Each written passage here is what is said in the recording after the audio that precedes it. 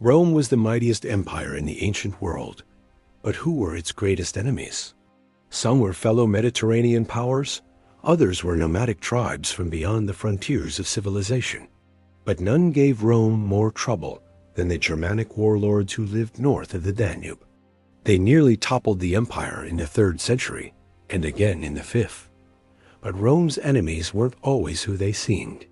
And the deeper you look into history, the more you realize that it wasn't the eagle that ruled the roost, but the hammer. Welcome to my channel. Today we're exploring the eagle and the hammer, Rome's clash with the Germanic warlords. This is the story of Rome. To understand this conflict, we need to go back to the Punic Wars. Rome's great rival in the Mediterranean was Carthage, a Phoenician colony that dominated the western half of the sea. After 3 long wars, Rome finally crushed Carthage and by 146 BC had full control of the Mediterranean. This made Rome the dominant power in the ancient world, but it also made them a target. As the strongest power in the Mediterranean, Rome attracted enemies from all over the map. There were the Greek kingdoms in the east, ambitious and always looking to make trouble, but they were usually easy to deal with. All you had to do was pay them a little tribute.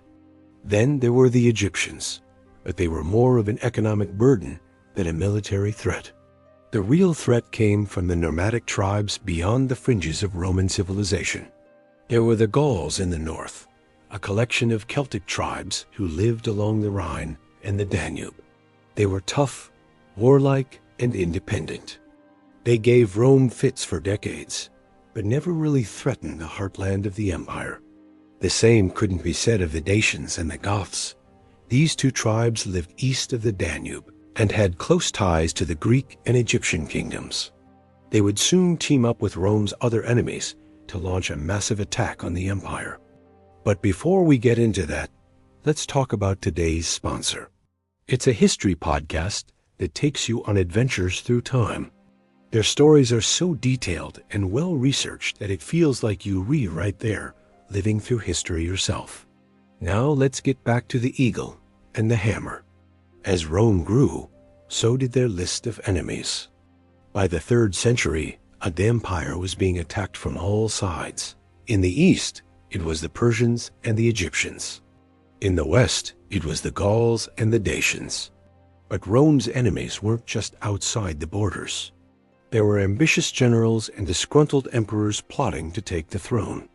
In 238, Emperor Gordian III was killed while campaigning in Persia. His mother, Julia Misa, took control of the government and brought Rome to the brink of civil war. Meanwhile, the Dacian king, Decebalus, invaded Mysia. He smashed Rome's army and pushed deep into the Balkans. Soon, Rome was in chaos. The treasury was empty, the provinces were revolting, and the legions in the east were deserting their posts. Rome looked like it might collapse, but at the last moment, the warlord Septimius Severus came to the rescue. He put down the rebellions, defeated Decebalus, and saved the empire. Severus went on to conquer Britannia and establish a new dynasty, but his victory over Dacia didn't last long. A few years later, a Gothic prince named Sieniva invaded Mysia. He pillaged the countryside and fortified his base at Nisus. From here, he launched a series of devastating raids into Roman territory. Rome desperately needed a new savior, and this time it was Septimius's adopted son, Elagabalus, who answered the call. In 252, Elagabalus crushed Neva's army and chased him back across the Danube. For the next decade, Rome enjoyed a brief period of peace, but it was only a lull before the next storm. As soon as Elagabalus took the throne, the Goths got restless. They launched a massive invasion of the Balkans, but they were defeated by Rome's Praetorian prefect, Aurelius Carus. Then came the year 268, when Rome lost 70,000 men in a single day. The Gothic War was raging in the north, and Rome's armies were stretched to their breaking point. Emperor Gallienus decided to make one last stand at the Battle of Nisus. But his army was surrounded, cut off from supplies, and forced to surrender. The Goths then sacked the city and headed south. They were unstoppable. Gallienus fled to Mediolanum, modern-day Milan, and the Goths looted their way through the Balkans. By the end of 268, they controlled most of Eastern Europe. But then something strange happened. The Gothic kings turned on each other, and the empire was able to regroup. Within a few years, order was restored, but Rome had suffered a humiliating defeat. They had lost half their empire, and the loyalty of their subjects was now in question. But it was far from the end. The Germanic tribes would continue to press against Rome's northern borders for centuries. They would sack the city in 410 and topple the Western Empire in 476. So why should you care about this obscure ancient conflict? Because it's more relevant than you think. Rome's wars with the Germanic tribes were some of the bloodiest and most traumatic events in ancient history.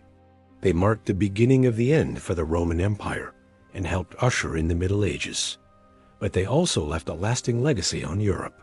The Germanic tribes that invaded Rome were not a horde of barbarians, but sophisticated societies with rich cultures and traditions. Their art, architecture, and literature had a profound influence on medieval Europe. So to understand the Middle Ages, you have to start with the eagle and the hammer. Thanks for watching. If you enjoyed this episode, please leave a like and subscribe.